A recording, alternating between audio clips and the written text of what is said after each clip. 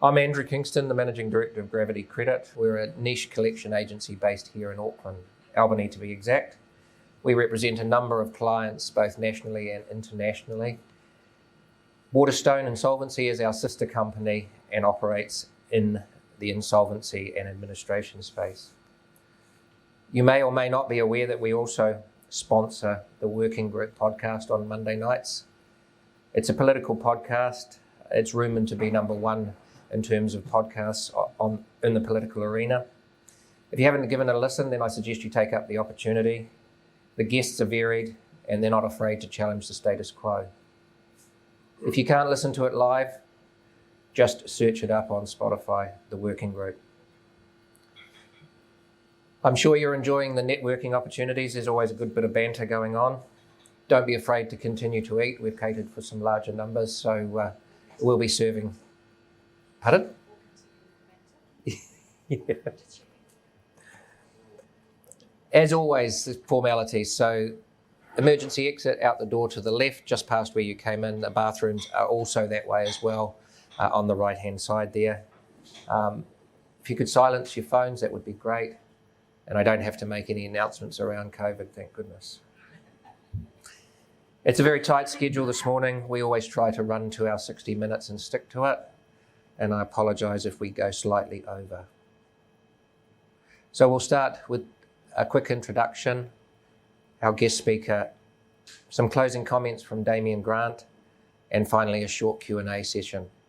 I'm sure given the topic today, you'll all have a number of questions. From our perspective, the collection space is often interesting, but none more so than in the situation we have found ourselves in the last 2 years. We're faced with record inflation, interest rates, which in some cases are doubling, coming off the back of fixed terms, and businesses who have been afraid to take the bold steps and take control of those non-paying accounts.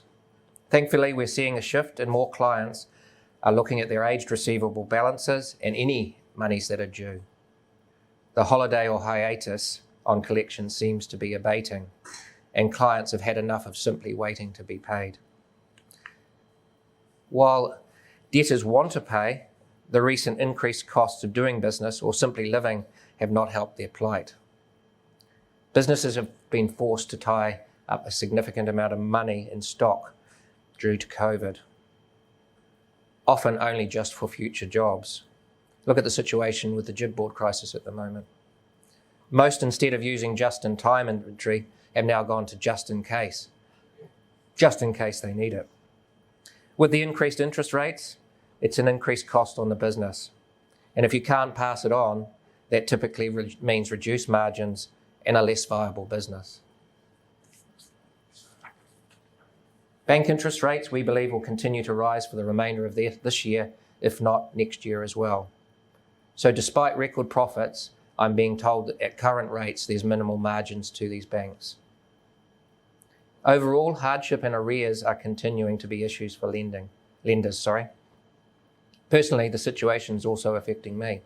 I never normally brag about going to expensive places, but I did fill up with petrol this morning. While plans are afoot to manage a number of these factors, labour laws and fair pay agreements also play a significant part. Today, we're lucky enough to have Kirk Hope here and walk us through some of these associated law changes. Kirk is the Chief Executive of Business New Zealand, New Zealand's largest business advocacy body. He heads up a team of economists and policy specialists. Kirk's comprehensive experience and profile has earned him significant time with MPs, ministers, government officials, and community groups to ensure that business interests are represented throughout the policy-making process, ultimately advocating for New Zealand's success through sustainable economic growth. Kirk has represented Business New Zealand on the 2018 Tax Working Group, the 2018 Fair Pay Agreements Working Group, the Future of Work Tripartite Forum, and is a commission member of the Tertiary Education Commission. Outside of work, he's passionate about several things: spending time with his daughters, surfing, playing soccer, and I'm told DJing. Let me please welcome Mr. Kirk Hope to the stage. Before I get into fair pay agreements, I might just make some comments about what Andrew just said then in relation to the general economic environment. Particularly that point about just in time. We became very used to just in time economy, but that's probably not going to return for quite some time. And there's a few different reasons for that, but and they're quite obvious. China's production, for example, is not going to be anywhere near where it was for some considerable time as the government continue to manage the economy with lockdowns. Similarly, if you think about manufacturing production in Europe, there's some substantial issues there with the Ukraine and Russian war, not the least of which is, of course, that the Germans have said we're going to cut production for manufacturing because if we don't, we're not going to have enough gas to keep people warm in the winter. So what we're going to see is some of these issues which will hang around for quite some time in terms of global production, in my view. And that has implications for how long inflation would be with us. I was pretty incorrect in my assessment about how long inflation would be around in the early part of the pandemic, because I thought, okay, once we get over lockdowns, we'll get back to production. The supply chain issues will work themselves out, but I'm much less confident about how that's going to play out. And I'm sure you'll talk and hear from economists who would say the same. Our very own economists within Business New Zealand actually were often tapping me on the shoulder and saying, "Shut up, stop being so naive, and don't be so Goldilocks about it all."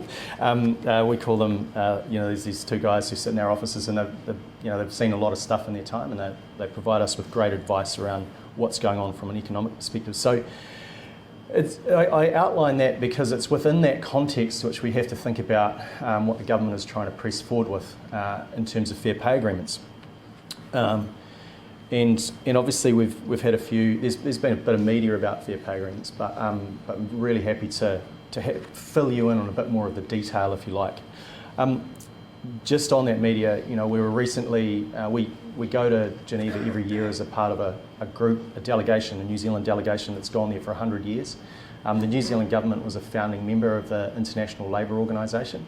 And the International Labour Organisation heard that one case among 22, one of which was New Zealand this year. And there's been a bit of media around Business New Zealand's role in that. And I'll just be really clear with you, we didn't make that case. We didn't make the New Zealand case get on that list. That list was developed as a negotiation between global unions and global business organisations. And it came out of a group of about 1,000 different issues, and then it got down to the top 22 issues. So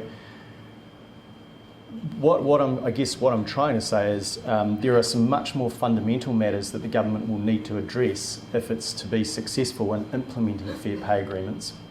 And it was important that we surfaced those issues. Now, one of the reasons why it wasn't necessarily taken as seriously here is because, of course, it's still only a bill in New Zealand. So getting that in front of the International Labour Organisation was a difficult task because, of course, it's not legislation. The government actually haven't done anything yet except develop this bill.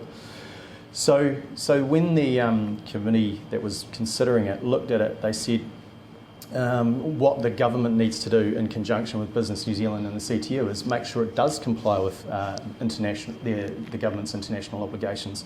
And so the opportunity, of course, at the moment is for us to be able to engage alongside many other business organisations and indeed businesses and ensure that happens. Because if it doesn't, it's going to be a shit show. That's a technical term. I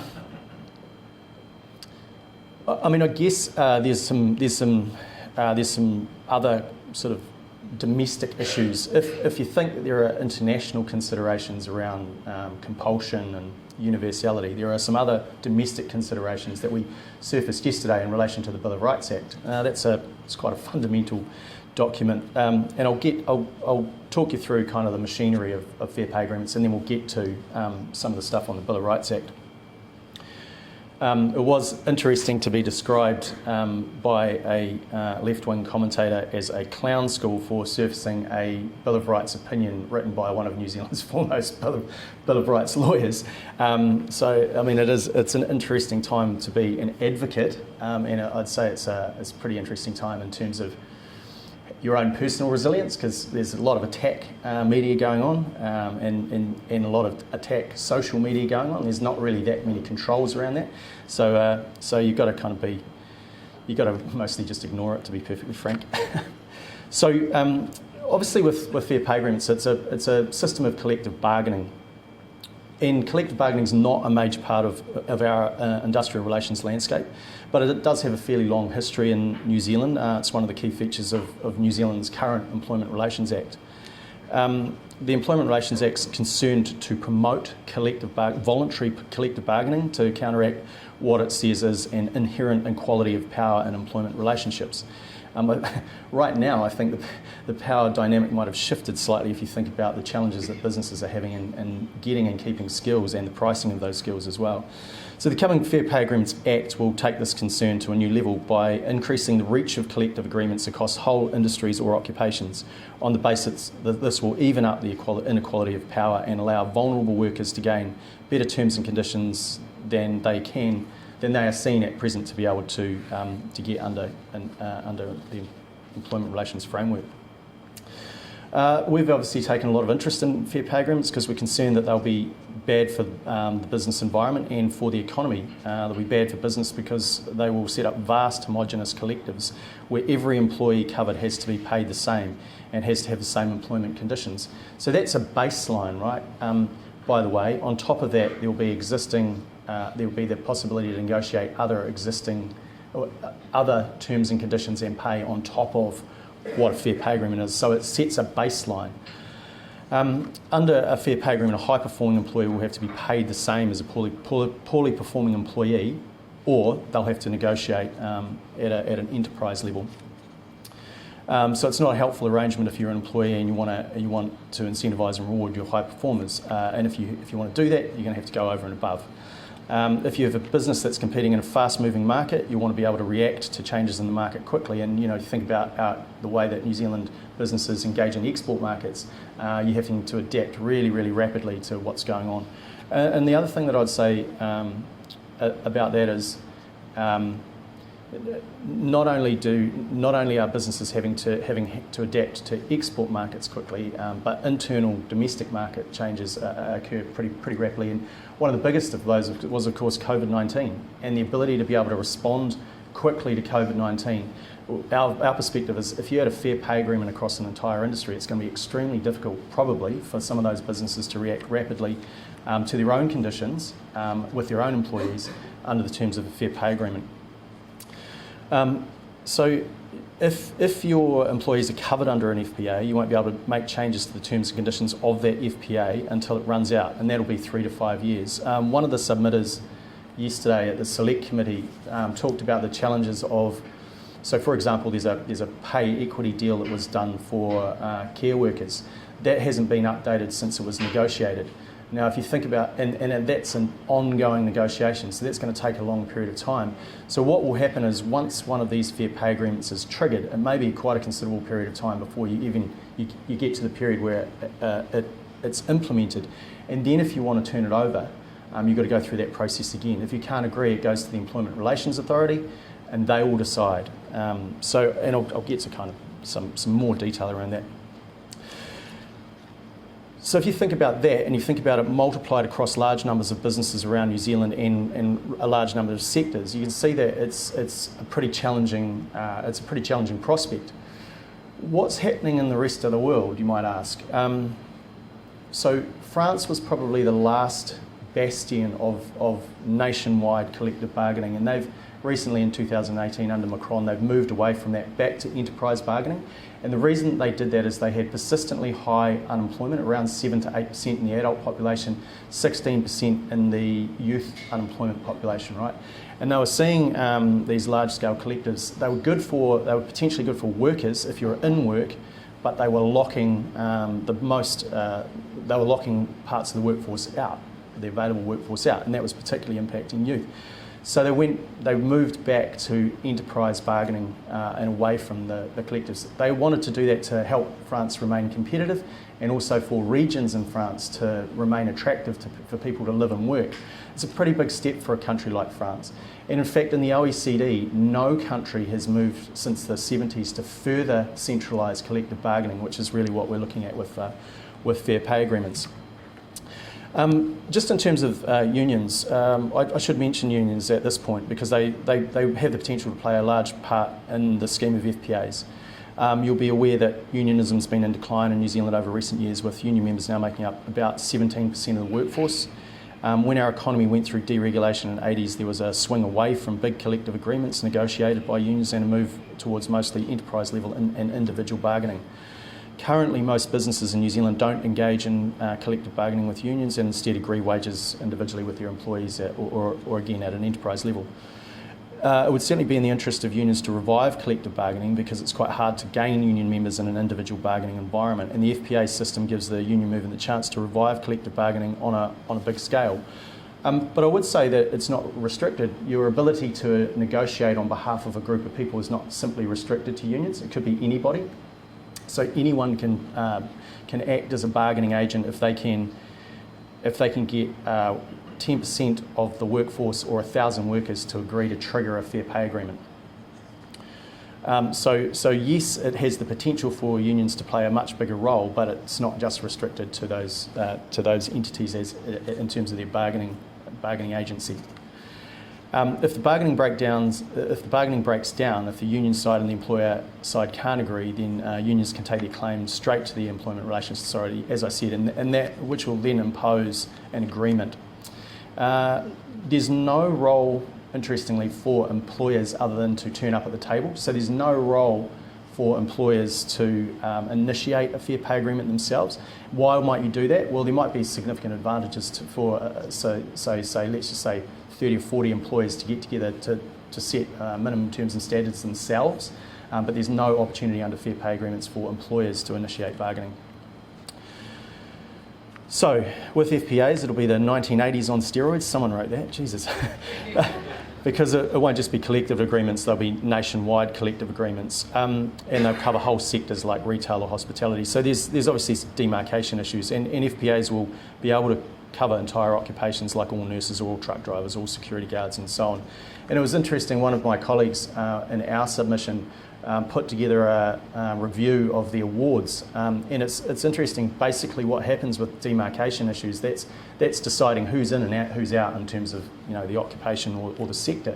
And under the award system, what you get is you've got a whole lot of breakdowns of awards into subcategories, if you like. So again, reasonably complex, and not always what has been envisaged from a policy perspective by way of fair pay agreements.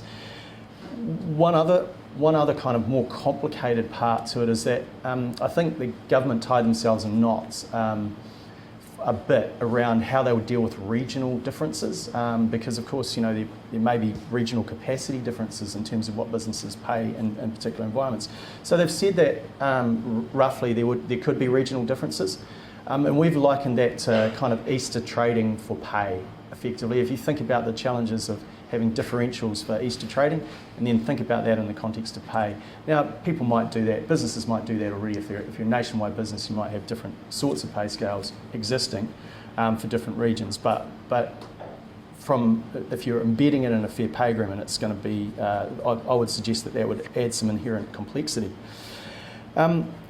I'll cover off a few other areas. So for farming, for example, given the importance of farming and agribusiness to the economy, we had a look at whether the farming sector would be impacted by fair pay agreements, and they probably will be. That would bring unions, the bill lets bargaining agents bring an FPA in any sector where there are migrant or temporary workers, or where workers are employed by a small business, or where they work long or unsocial hours, or where they could be health and safety issues.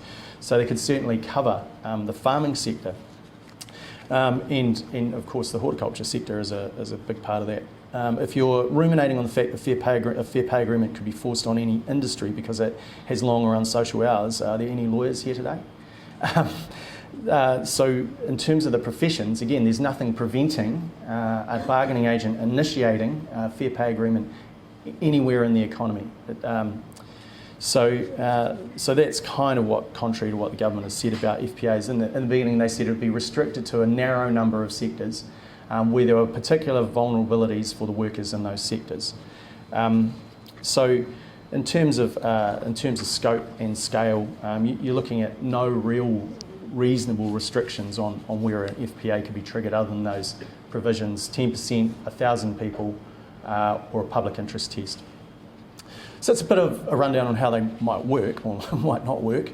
But again, our kind of concerns are a bit more fundamental than that.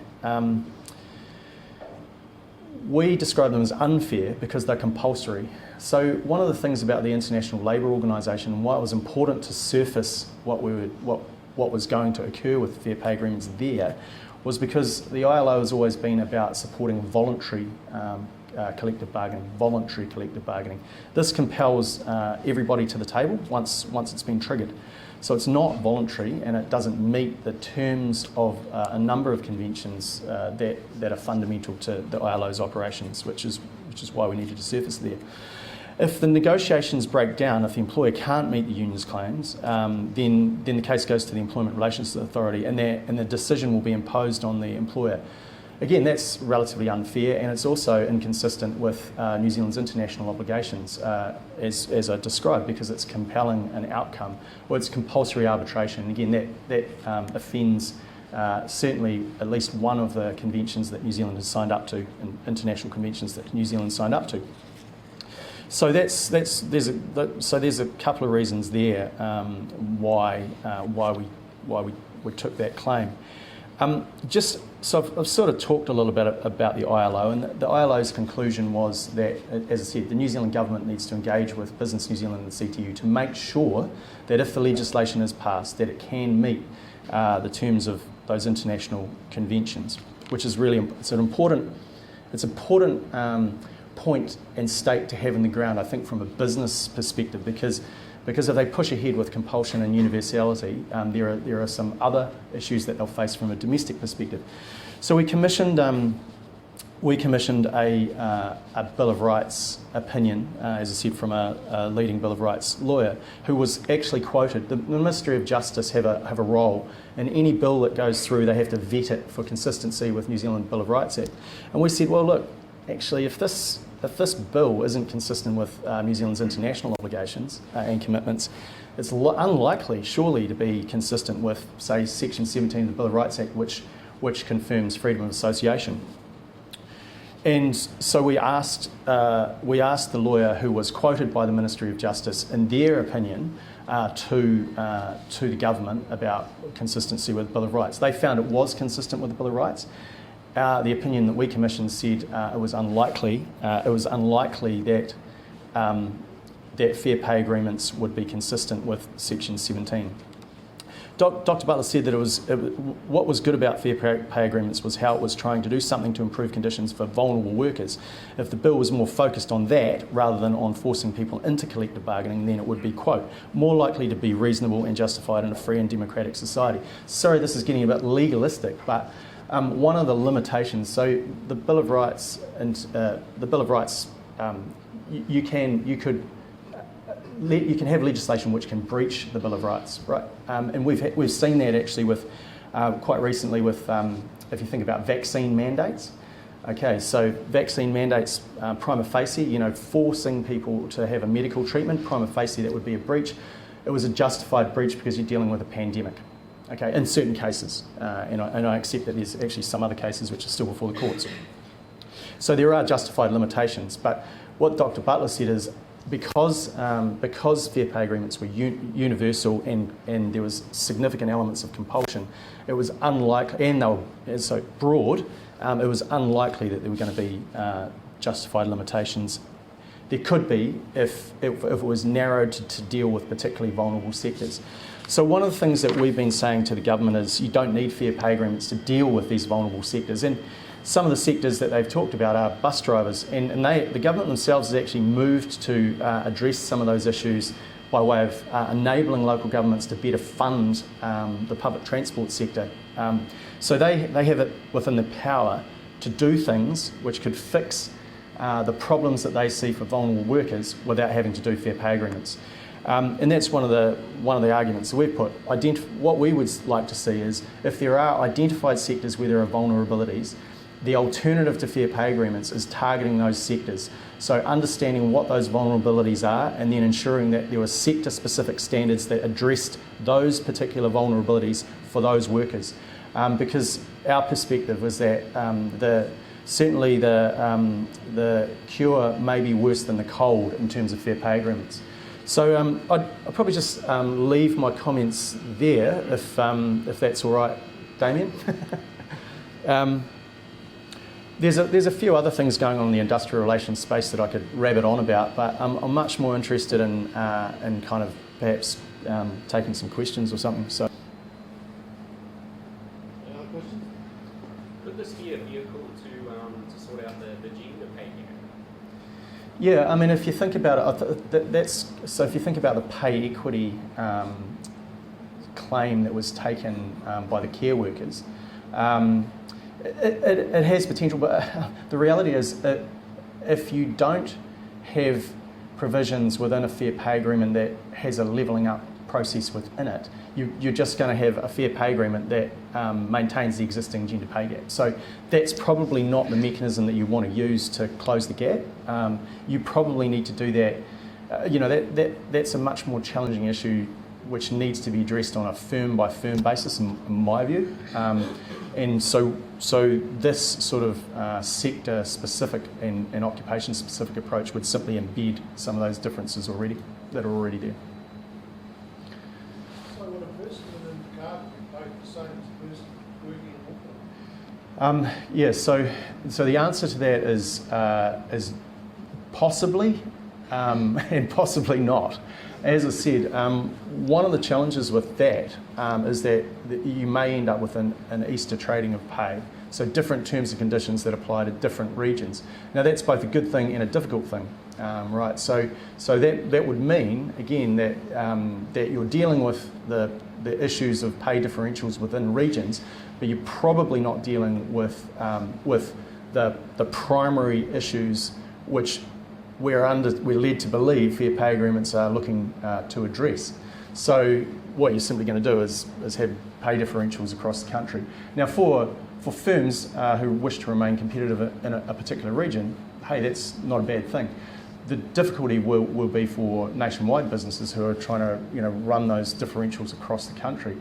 Think about trucking firms, for example, that are nationwide. The big challenge is, in my view, that's an additional complicating factor, both good and bad, both in a good and bad way.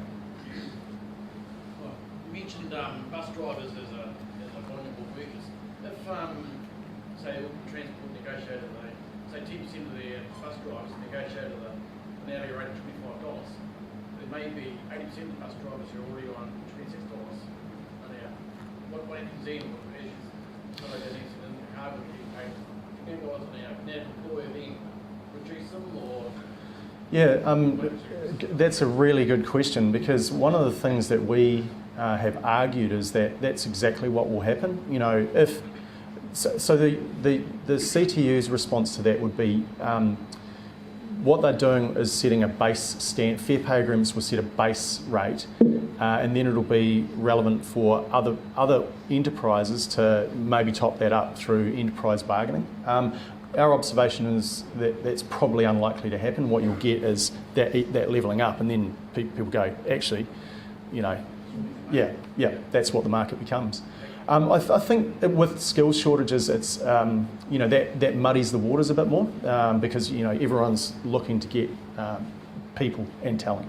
But if you revert to the norm, we would see that as kind of just what you're going to do is move to the average. Yeah. How do you see the collective bargaining interacting with what we see as a very dynamic CPI situation at the moment? So is there, because I would perceive that there is a risk, some form of indexation actually locking in inflation and making it much more difficult for the monetary and fiscal authorities to be able to control that. I think I see the potential of a negative feedback loop. I'm interested in comments on that. And second, bookies would say the chance of a change of government is probably better than 50-50 at the moment, although we still have over a year to go, a lot can change. Do you think that an incoming Luxon administration would unwind some of these changes, or do you think he's more likely to embed them? Yeah, I might deal with that one first because I think it's probably more direct and less complicated. National have already indicated that they would overturn any fair pay agreement legislation. If you think about the time frame, it would be extremely difficult the government will, all things being equal, likely pass the legislation around the end of the year. Now, by the middle of next year, the bureaucratic machinery has stopped because you're gearing into an election. So effectively, you've got around about 6 months for a bargaining agent to initiate a fair pay agreement. That would be really challenging. And again, so the likelihood if there was a government change that a fair pay agreement would get up, the answer is unlikely.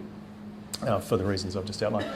Okay, so you're absolutely right in terms of the challenges of maintaining kind of a reasonable sort of engagement. If you look at what's going on, say for example in Britain at the moment, there's rail strikes. Now there's no strikes that are attached. Under fair pay agreements, people can't strike, but this is a pricing issue that you're going to face, which will send a fair pay agreement probably to the ERA for determination, right? You're going to get a big gap between expectations. If we stay in an inflationary environment, which I think is probably quite likely, you're going to see some pretty big pay expectations that will evidence themselves. They're already evidencing themselves in the public sector. You'll no doubt be seeing it individually and in some sectors in the private sector. So you probably, with fair pay agreements, you're probably going to get gaps. Now, I just use the Rail Workers Union example in the UK. So currently their expectations are around 7 to 8%. The rail operator can pay about 3%. So that's a big gap. And I would expect that you'd probably start to see some of that evidence itself, or you already have actually. So the government itself is in negotiations with a number of collectives and sectors where there are some big expectations and some big gaps. So that is, of course, the negative feedback loop that you talked about, Damien, that kind of makes it extremely difficult for monetary policy, traditional monetary policy, to manage in that environment. All right, any last questions before we let Kirk go? How will this affect sort of people like contractors, gig economy? Yeah. So there's a piece of work. I said there's a few other things going on, a few other moving parts in the industrial relations space.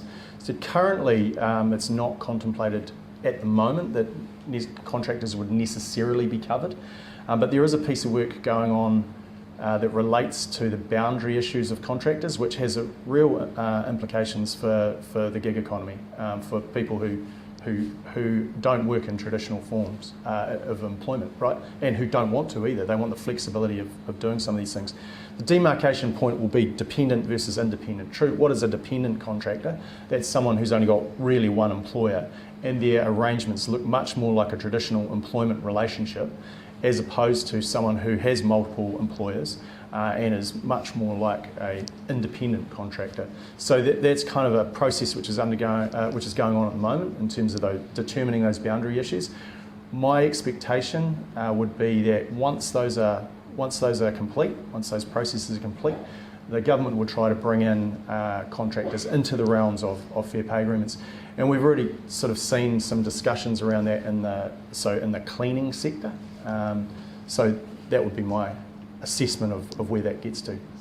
So it goes on to labour hire companies, Yep. those sort of time-sheet businesses. Yeah, it has some pretty widespread implications for existing business models and existing processes where people are using third-party arrangements for labour, and that's really problematic because for businesses that are using those other businesses as a third party, they're an important function of how labour is accessed actually.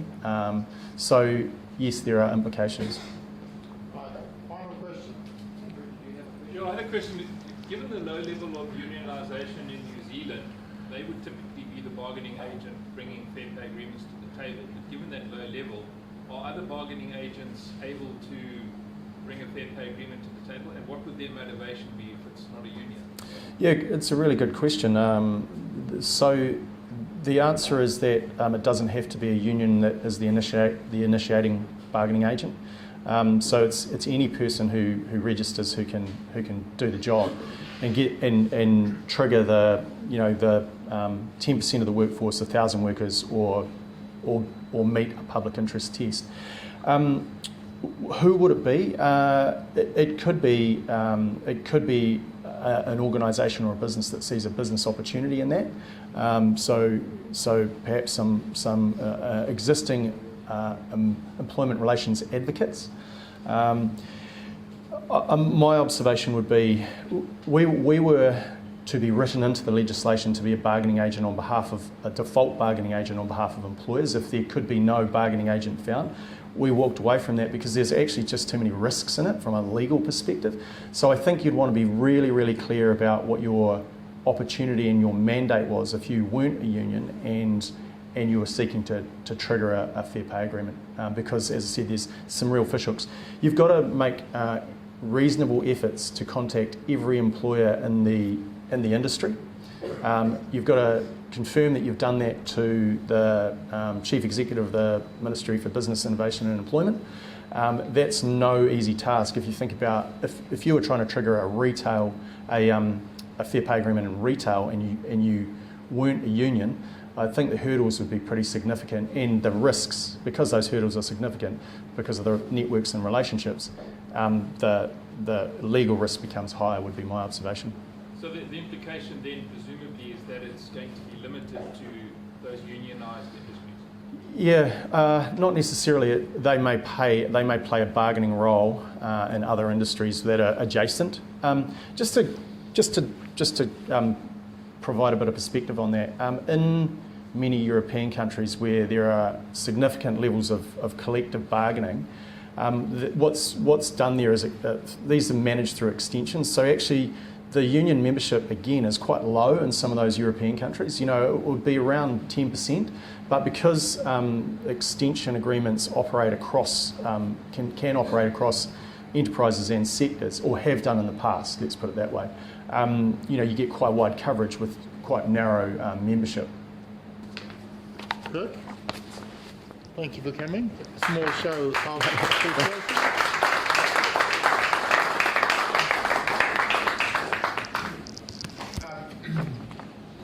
I'm a big fan of Kirk's work, and if you go onto Business Desk, there's probably other media stuff as well.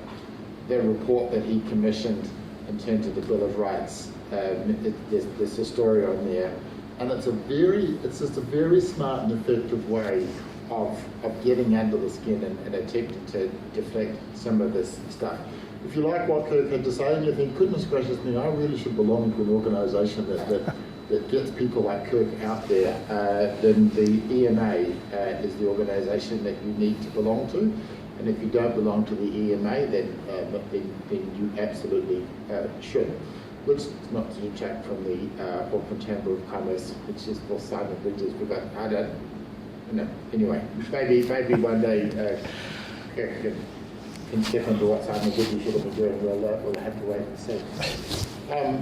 The stuff that's happening in the labour relations area is really concerning. What you are seeing is that you are seeing the state intercede in the relationship between the individual and the employer, and historically around the world, it's a form of sclerosis. It is a form where you are limiting the ability, you're introducing friction into the labour market, and when you introduce friction into the labour market, the only thing that you end up happening is less contracts being done, less people being employed.